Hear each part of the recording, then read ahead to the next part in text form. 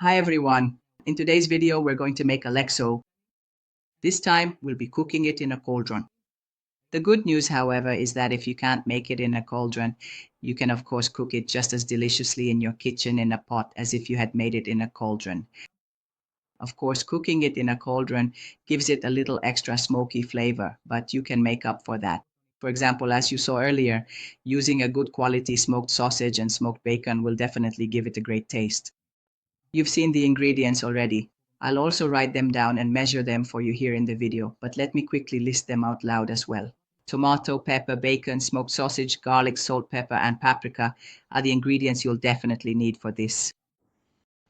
And while I start measuring out the ingredients for you, as usual, I'll talk a little bit about the history and background of this dish so you can get to know it better.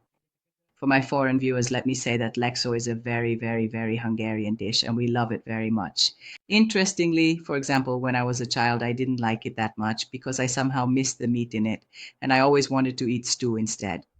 Meanwhile, as you can see, we've put the cauldron over the fire and added the bacon so it can melt a little, because after all, onions are best sautéed in bacon fat.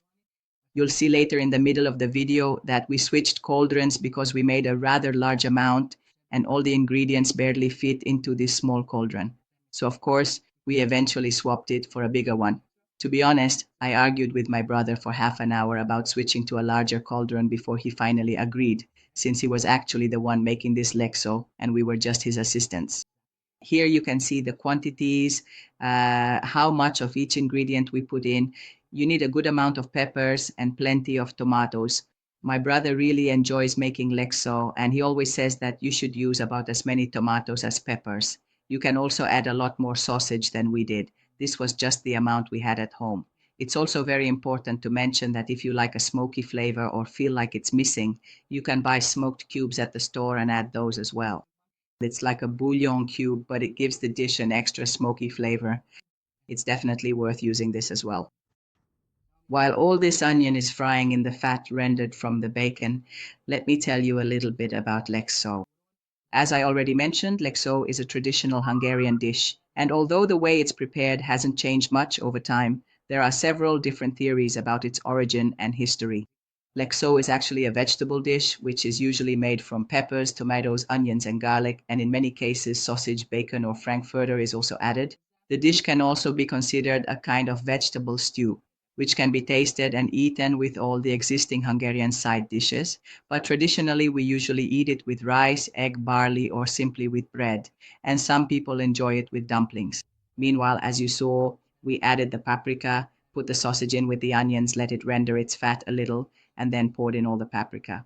Once that had sauteed a bit, we added lots and lots of tomatoes so that the tomatoes would release their delicious juices, and that's what makes our dish tasty and saucy. Well, as you can see, I was right, this cauldron is small. But even at this moment, the argument with my brother was still going on about whether it would be fine because all the paprika would cook down and then it would surely fit in the cauldron. But of course, that's not how it turned out.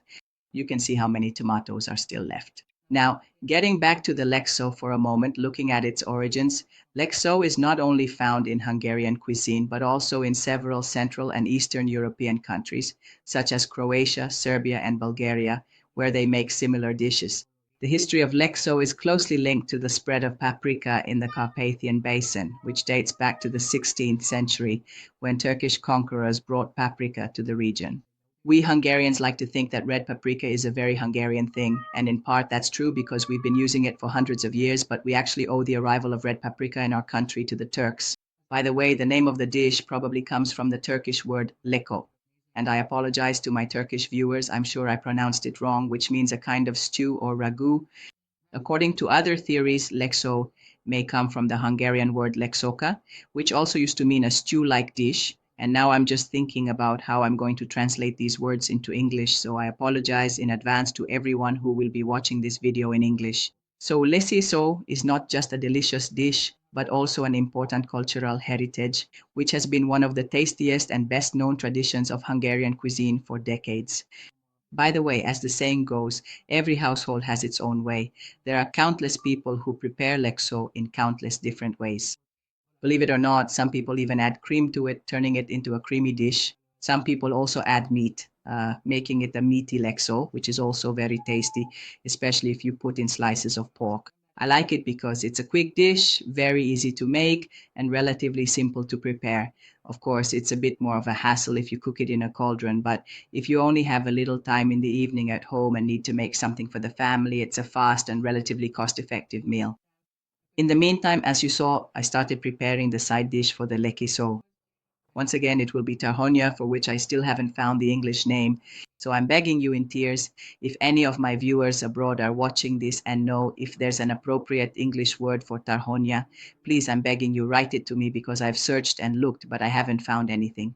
Actually, we like lecsó best with tarhonya, or just dipping soft bread into the sauce of the lecsó and eating it on its own. That's also very delicious. By the way, you can also mix eggs into it to make egg lecsó, which is also tasty, even for breakfast, eaten with bread. So we Hungarians use lecsó in many different ways. We eat it in the morning, at noon, and in the evening. We really love this dish. Well, I've made tarhonya several times before. It's actually a small grain pasta that needs to be toasted in oil or fat. As you can see, I'm going to toast it until the grains are almost brown or even black. I always add a little onion because it gives it an extra good flavor, and I salt it generously. Salt it the same way you would salt pasta like spaghetti when you put it on to cook. Then we keep stirring and stirring constantly, and you'll see that the pasta starts to brown in the hot oil. And when it reaches that color, which is a beautiful golden brown, then you need to pour in twice as much water as the amount of pasta you put in. All right. So if you put in half a kilo of pasta, then you need to add 1 liter of water, put the lid on, and you mustn't lift it. I usually lift it for your sake so you can see. And then when the pasta has mostly absorbed the water, but it's still bubbling a little, that's when you should turn off the stove underneath. Let the dish steam in its own vapor, and you'll end up with an incredibly delicious, tender pasta dish. Sorry, I forgot to mention that I always add pepper as well because that's what makes this pasta dish extra delicious, even though I still don't know its name in English. Meanwhile, the lecsó is getting ready outside.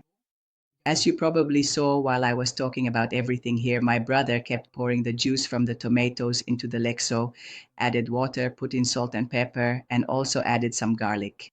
If needed, always add some water so the dish is a bit juicier, but of course it depends on personal preference. Some people love their lecsó incredibly thick, others prefer it a bit juicier, and there are those who like it almost soupy with a lot more sauce. Now my tarhonya is slowly and gradually starting to change its beautiful color. The individual grains are beginning to brown very nicely.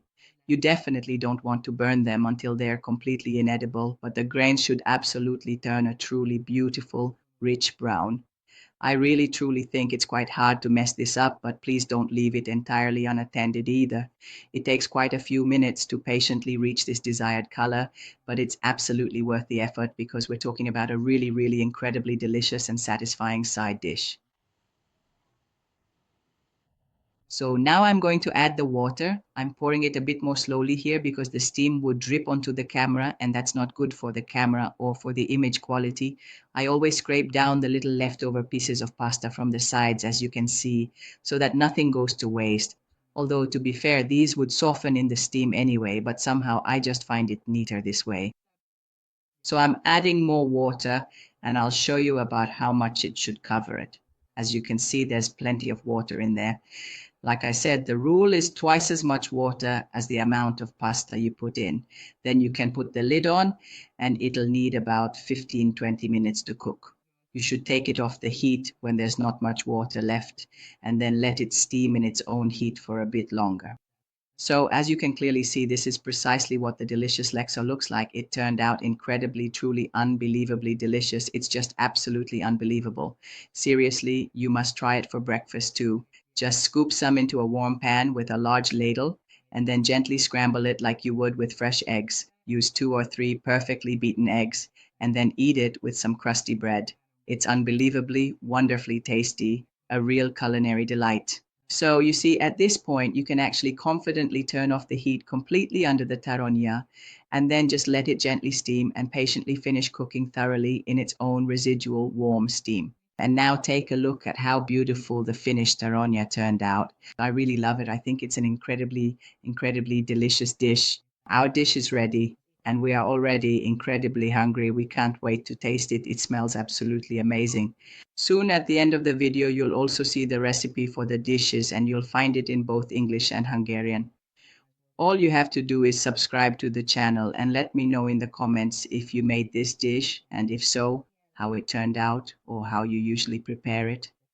I'm curious about your recipes too. Hi everyone, see you in the next video.